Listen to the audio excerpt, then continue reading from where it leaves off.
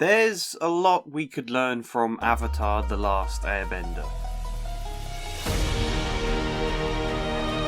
Today we're going to discuss writing dreams and symbolism, but mainly we're going to talk about backstory done well. Backstory when it's not a mess, not distracting, and actually really powerful in advancing the story. Last week I talked about my third favourite episode from season 1 of the show. It felt like a good thing to do in the run-up to Netflix's season 1 adaptation. And so today we're going to talk about my second favourite episode from season 1. You might have already guessed what it is. It's episode 12. It's The Storm. I don't think a lot of people really zero in on why this is such a good episode. I think they enjoy learning about Zuko's past and seeing some of Aang's time in the air temples, and that's fun. Yes, Robert Pine is also really good as a cranky fisherman, one of the best cameos in the show. Then I'll find a new fish hauler and pay him double what you get. How you like that?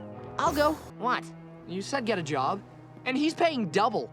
Double? Who told you that nonsense? But what really makes this work? What really makes it feel like such a good, fulfilling episode? Even the things you don't tend to consciously notice as much. Well, maybe a train will tell us the answers.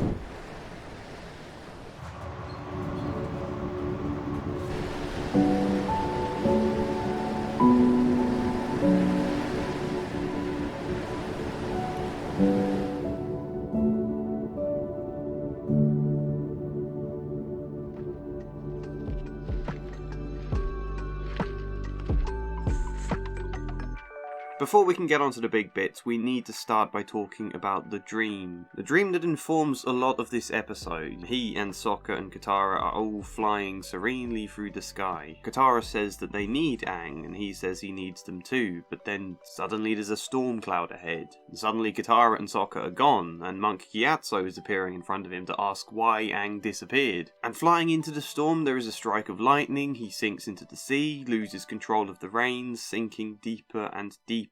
And then there's another flash of lightning with Ozai's silhouettes, and he wakes up in a fright. You know, as a counsellor, I'm one of those sort who love dream sequences, even in shows where they can get really deep and weird and a bit confusing. I tend to love that, but story-wise, you do always need a balance, I think. Dreams in stories can be a really organic way to convey something about a character, if symbolic enough. It can be powerful, but subtle. However, I think if you make the dream too deep and too artistic and long, you could end up with something that will confuse a lot of people and turn them off. This dream sequence is a really good balance. A, it's very precise, gets to the point and then moves on. B, it's intriguing. Who is this silhouette that flashes up? What's this storm about? Is this foreshadowing or something from his past? Why does Aang think Gyatso would blame him for disappearing? What did he disappear from? Generally, what is it this dream means? Even on a first viewing, you could infer a lot of the answers to those questions. If it was too unclear and confusing, the dream would make you roll your eyes, but this is a good level where you can mostly understand what Aang's feeling, but not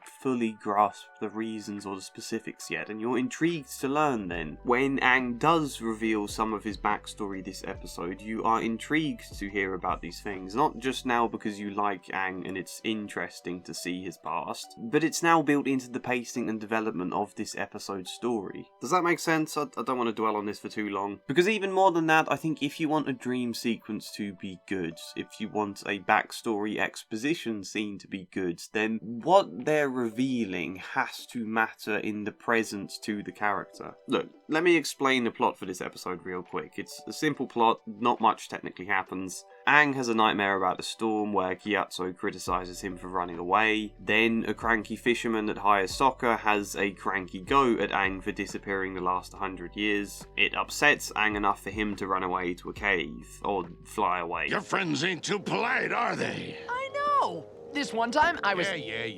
Get below deck. And so Aang then talks to Katara about what's bothering him. Backstory is revealed because it's meaningful to what is troubling Aang this episode. He is afraid not directly of a storm, but afraid of what it represents to him, so he talks about it to Katara.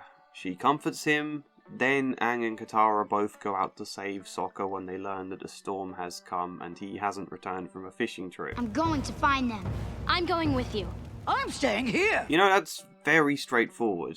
Aang is afraid of something to do with a storm. Katara comforts him about it. Aang faces the storm. Also, Zuko has a subplot that we'll get to in a moment. You see though, the backstory reveal is something we're intrigued to learn about because the dream has already established that something is bothering Aang. There is an internal problem we are eager to learn about. And secondly, yes, this arc is all about confronting what this storm means. The dream, the backstory to do with a storm is not just then relevant to what Aang's facing here, but it's crucial to explore it in order for Aang to face up to that problem, you know? Maybe I should explain the backstory reveal real quick. Aang tells Katara that when he was a kid, life at the air temples was fun until he learned he was the Avatar. Suddenly the other kids didn't want to play with him because he was seen as too good, and all of the monks wanted him to train all of the time. Gyatso saw the importance of letting Aang be a kid, but no, the others ruled that he needed rigorous training, that he would be sent away to the eastern air temples to get it. That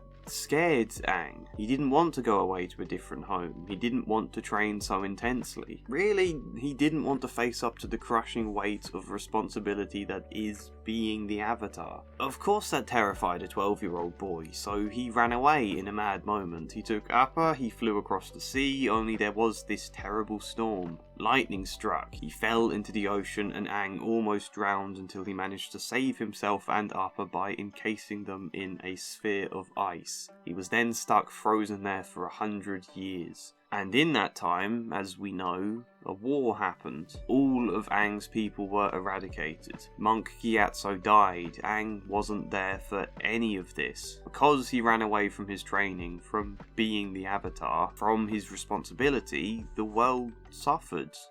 Everybody died. I don't think it's fair to blame himself there, but that's how he feels. He feels this incredible guilt. Gyatso died because I wasn't there to help fight. I ran away. My fear, my reluctance to face my responsibility ruined everything, and I am terribly guilty about it. That's what the storm means to him. It is a reminder of the time he ran away and ruined everything. That's why he dreamt about it. That's why his friends disappear in the dream. Why Gyatso blames Aang for disappearing before then fading away himself. It represents both his fear at the crushing weight of responsibility that comes from being the Avatar, and also his guilt at the fact that he let this fear send him running. Aang feeling weak, feeling cowardly, feeling like he can't possibly live up to this task because he has already failed and run away once. It's a hell of a lot, really. Trying to face up to this storm, he finds himself sinking into the sea. He is not good enough. That's the worry. So he needs Katara to remind him that he is, that he can be. It wasn't his fault Gyatso and all of the airbenders died. Being there wouldn't have saved them. He would have just died too, and then there'd be no Avatar around to fight the Fire Nation. Well, he would have been born again in the Water Tribe, but you know what I mean. Aang was meant to flee because he is meant to be here now to fight the Fire Lord. That's what Katara says. And even if, meant to, destiny, even if that's got nothing to do with it, then he is here now. That's the situation. He can be here, and he can give people hope. Hope is ultimately the main point of the argument here. But the important thing is, the Avatar gives Zuko hope. When Aang flies out to save Sokka from the storm, it is really a symbolic obstacle, but this time he doesn't let go of the reins. He doesn't encase them in ice. Here he enters the Avatar state and they are able to fly free. That's also really important. You know, the one time before this where we saw the Avatar state was Aang losing it at the realization all of the airbenders are dead. This time the Avatar state isn't just losing himself to anger, it's a power he can draw on to save them, and I think all of this matters. So, you know, none of this is to say the episode is Aang overcoming the storm, overcoming all of this fear, because no, I think the real storm he faces in this show comes in season 3. However, this is an episode of Aang learning that he can face up to his fear. He may be able to do that when the time comes, to kind of realise that Aang isn't chained by his fears and his guilt. This episode isn't just a reflection on how being the Avatar can give other people hope, it's also the recognition that he can give himself hope too. Right now he needs that hope. So, you know, yeah, if you're gonna have an episode for a character to step back and reflect on his past and who he is, use that reflection to build into a really important character growth happening here. Internally, there is a hell of a lot developing. Now, what were all the other things I needed to say? Well, first, there's World Anvil. The safety of the crew doesn't matter. Finding A World Anvil is subscription. far more important than any individual's safety. Wake my uncle! Tell him I found the... World Anvil! Yep, they sponsored this video, they're still here, hopefully they'll stay here. World Anvil is an online tool for building worlds, creating characters, designing and managing campaigns for a whole slew of games. Sleuth isn't the right word, I don't know why I said that. Look, you can do all that, you can plan and write stories, you can do all sorts of different stuff for creative projects. I use it for the world building of my novel because my old system of massive Word documents became far too chaotic. Not only does the ability to create timelines with hyperlinks branching off to specific characters or articles or a billion other things, not only does that make it so much easier to quickly find the information I need, it also makes it so much easier to plan things out and kind of keep going. Sometimes a blank Word document for world building is very daunting, so having all sorts of tools to help with visualization, to help you figure out what needs planning next, to keep your brain fizzing and unimpeded, because all of the tools are very straightforward and easy to use. That's really important to me. It's like the sharper an artist's pencils, the freer they are to focus on the art. World Anvil is a very sharp pencil. You can create mind maps, you can rearrange elements of your story, do all sorts of campaign related things for that sleuth of games I mentioned. Yes, link in the description and as a pinned comment should you desire a 51% discount on all their subscriptions, or if you're not yet sure, then try out the free version for as long as you like. That's what I did at first, and now look where I am, shouting their name at you through a screen. World Anvil!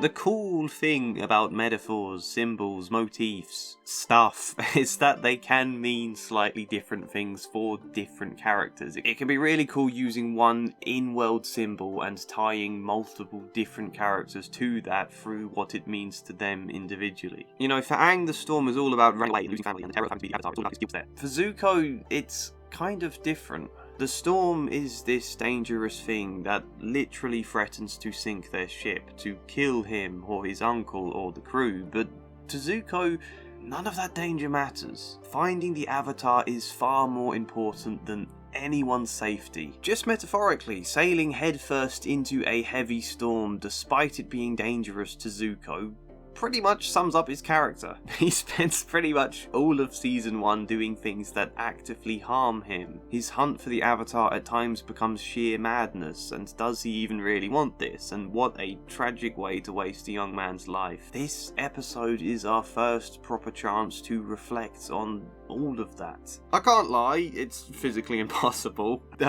I'm not sold on the way this is introduced in the episode. He has a spat with a crew member because Zuko doesn't care about their safety, only finding the Avatar. Zuko isn't a good leader here, that makes sense, but damn right he then doesn't like this man threatening his authority. I think Iroh could have done more to step in and resolve this sooner, but instead he lets the conflict happen. He waits for a chance to sit down with the crew and tell them about Zuko's past. It feels a little more contrived, but again, this opens up space to explore his backstory precisely because it matters to what his arc is in the present moment. Zuko is putting his desire for the Avatar over his own well-being and that of his people. Zuko needs to learn to not do that all the time, that sometimes it's okay to step back and recover and wait for a better opportunity. Zuko needs to learn, so we explore why he is the way he is. Oh, okay, he did once stand up for people's safety, but the Fire Nation values honour over safety. Zuko speaking up in a war council when he was young, when the generals were planning to sacrifice an entire battalion of troops as a simple decoy. Zuko speaking up was seen as disrespecting the Fire Lord's honour. He then had to fight the Fire Lord as a result, his own father, and Zuko chose not to. He backed down and apologised to his his dad, but Ozai told him this was an act of submission, of weakness. He gave Zuko the scar for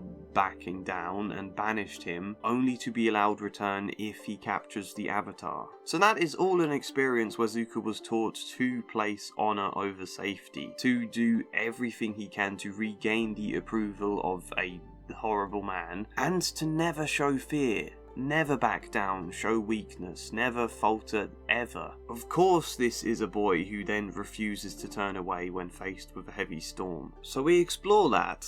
Then the storm causes their ship to be struck by lightning, and now Zuko has to save his crew. Suddenly recognizing the reality of what's at stake here, he chooses safety over chasing Aang. The Avatar!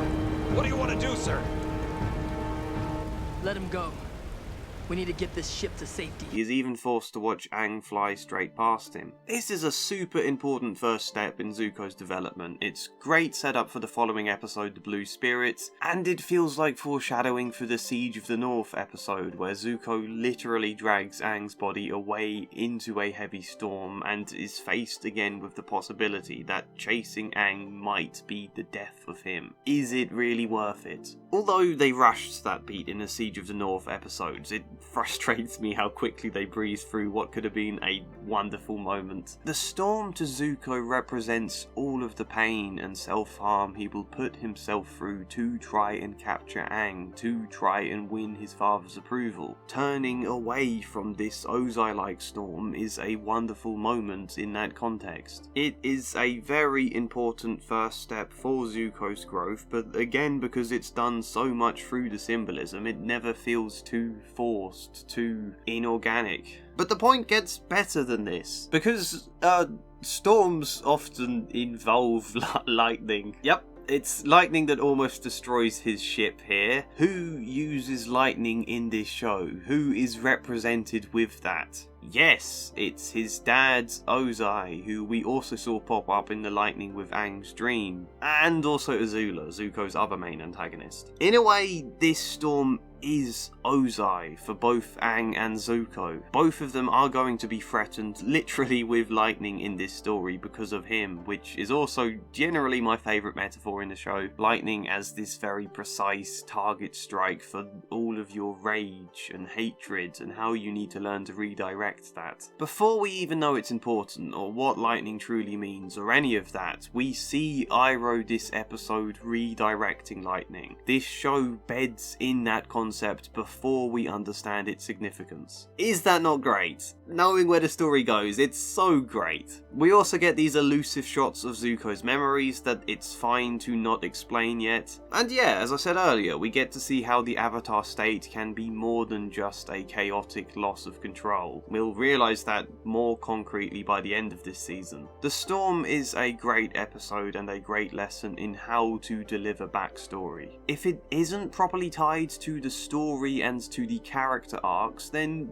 yeah, it will be interesting but also very contrived. That'll make it lack pace, intrigue, and the story will kind of be lost here. But instead, it matters and is all wonderfully tied to the central metaphor of the storm itself. I just love when stories weave everything into a single metaphor. It's why I like the Fortune Teller episode. It's also definitely what I love about my favourite episode from season 1. This is my second favourite. To find out what I think is the best, you're gonna have to wait. Or like take a guess. Maybe you'll get it. Otherwise, let me know what you think of this video. Do you agree? Do you dislike this episode? One line I have to admit not liking is this one. Out of food and out of money. Now what are we supposed to do? You could get a job, smart guy. You know, I love Katara as a character, and I will vehemently disagree when people say that they hate her, but lines like this do make it easy to criticise. Basically, it's just a way to move the plot forwards and have Sokka caught out in a storm, but one day maybe I'll talk about why people are wrong to hate Katara. For now, give this video a like if you want. Subscribe, support me on Patreon if you want. But otherwise, hopefully see you next time. And as ever, a special thank you goes to Grace, Luke Orr, Treat Kaber, Michael Gallagher, Flying Spider, Kellyanne Davidson, Samara Salsi, Joshua C. Follier, and Chad Bramwell. Thank you.